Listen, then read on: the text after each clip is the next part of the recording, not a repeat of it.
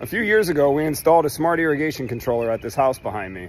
There are new homeowners, so now we get to transfer the ownership of that smart controller to the new homeowners. Let's go have a conversation with them. I don't even think that they know that they have a smart irrigation system yet. They're gonna find out. All right, Mark, here's the first zone. We've got a break behind the bushes here. We need to put a new riser in there with a nozzle on top of it.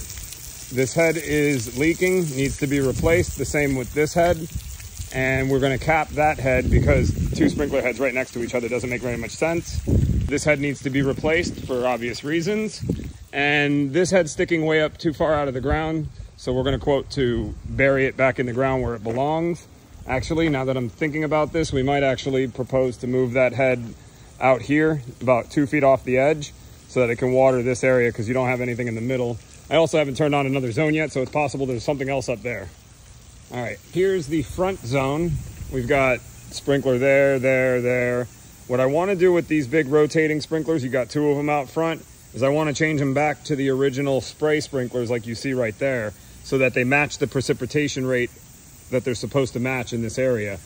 I also want to change the nozzles in all the rest of the sprinkler heads to reduce how much water is coming out of them so that the ground can drink it like I explained to you earlier. In addition to that, while we're changing nozzles, we're going to make sure we don't have stuff like this where it's watering your front door.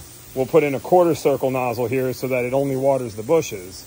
And we'll make those corrections throughout the property where we see them being a problem. Like for instance, here is a half circle sprinkler head that needs to be a full circle sprinkler head because there's definitely plants behind it.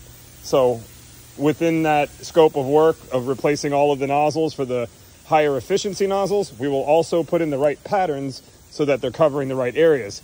Here's another one. This is spraying a quarter circle pattern and it's not watering anything behind it. And that should be a full circle nozzle. There is a lot going on in this one frame here. Let me go ahead and zoom in over here. That's one head. There's another one. There's the rotor. And there's a head right behind it right there. In addition to the 4 sprinkler heads, there's a broken pipe just bleeding out water all over the place in a little 6 by 6 foot section here. All of this in a couple square feet.